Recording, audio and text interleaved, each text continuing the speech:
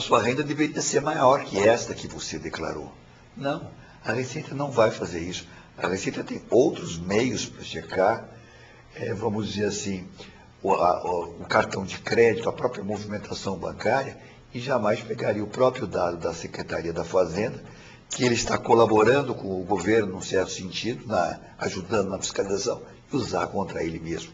Seria o mesmo que dar um tiro no próprio pé. A Receita não tem convênio com a Secretaria da Fazenda para repasse dessas informações para cruzamento.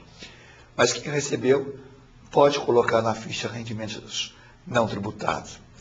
Quem não colocou, já entregou a declaração, não há problema algum.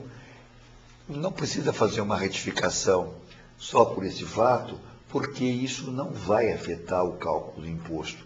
Esses valores não afetam em nada o cálculo que parte dos rendimentos tributáveis para as deduções para chegar o valor do imposto. Muito bem, Luiz Monteiro. Sem falar que a transparência hoje, ela está norteando a relação do contribuinte com a Receita. Tem a questão da retificação que você pode fazer, você pode entrar com a certificação digital, então a pessoa tem tudo o que está acontecendo com o processamento de sua declaração. Então, não existe muito essa questão da pegadinha em alguns momentos, né, que já se falou muito.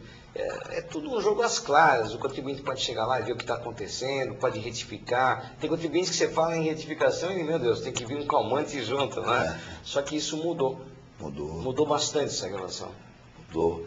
Hoje a Receita abriu, vamos dizer, a sua estrutura para o contribuinte, mesmo sem a certificação digital. Um contribuinte, por exemplo, pode criar um código de acesso, que é um número que ele cria, para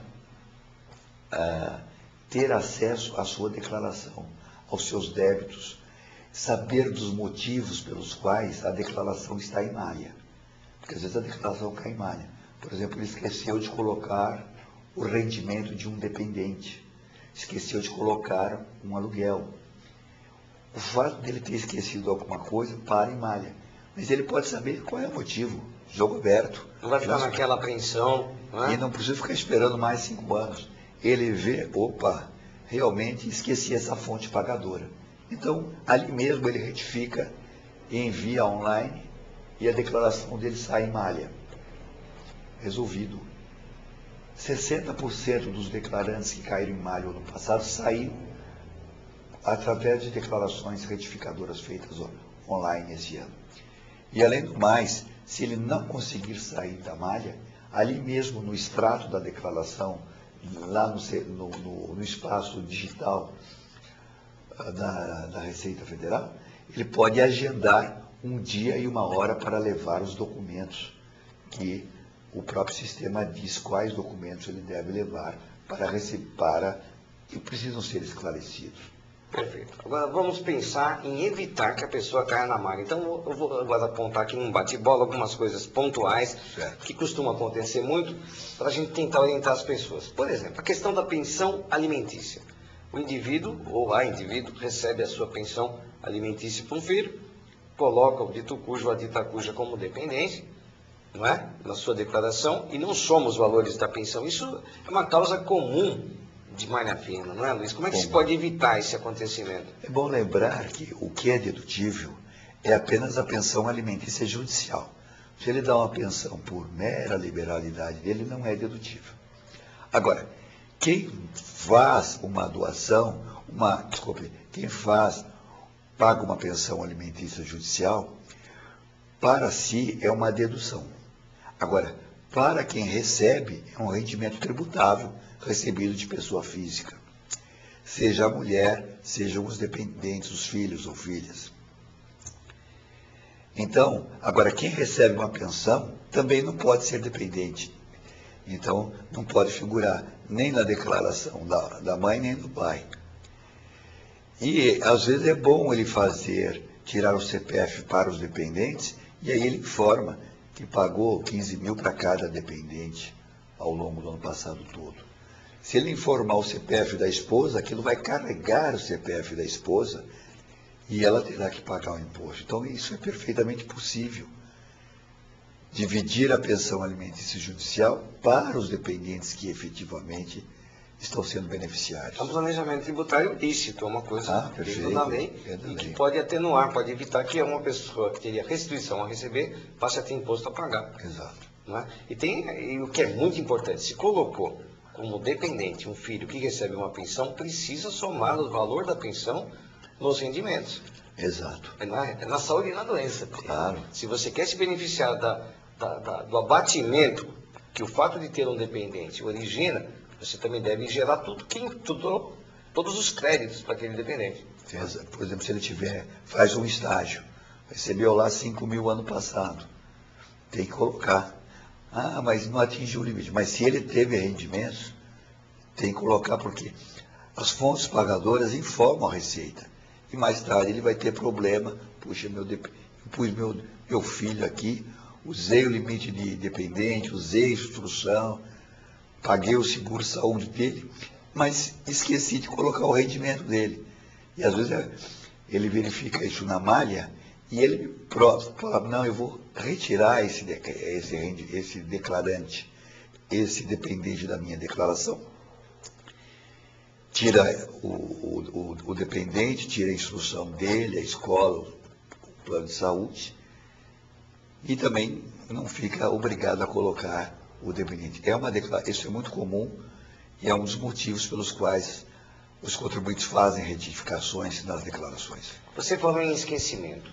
Digamos que a pessoa se esqueça de declarar a isenção que ela tem direito pelo fato de ter empregada doméstica.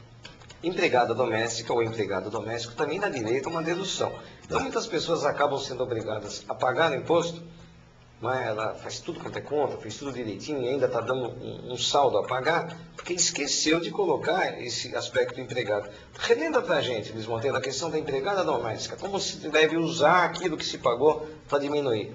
Essa, Wagner, é uma lei relativamente nova, de uns 3 anos atrás, que permite ao empregador doméstico de receber de volta todos os valores que ele pagou do INSS o ano passado inteiro na sua declaração de imposto de renda. Então, um empregado doméstico, um motorista, uma cozinheira, uma faxineira, por exemplo, o empregador paga 12% para o INSS e 8% o próprio empregado paga. Todos esses 12%, mês a mês, sobre um salário mínimo, ao final do ano dá mais de R$700. E ele pode deduzir diretamente do imposto este valor. Não é uma dedução igual a uma despesa médica. A dedução do empregado doméstico é uma dedução diretamente do imposto. É um dinheiro que entra diretamente no caixa dele, vem de volta tudo que pagou ao INSS sobre um salário mínimo no ano passado. É uma restituição, praticamente. Uma restituição de todos os valores. Isso é um incentivo para que os patrões registrem os empregados domésticos. Ele não vai custar nada para ele. Absolutamente nada. Os 8% o empregado paga e os 12% que ele recolhe mês a mês vão voltar na declaração para ele integralmente, sobre um salário. Perfeito. Luiz Monteiro, a questão dos aposentados, me parece que está valendo um benefício extra para os aposentados. Explica para a gente. Os aposentados com mais de 65 anos, quando ele completa 65 anos, ele tem uma isenção. Parte dos rendimentos mensais dele são considerados não tributáveis. Esse ano agora, 2010, quem tem até R$ 1.499 é não tributável. E a tabela também começa em R$ 1.499 mensais.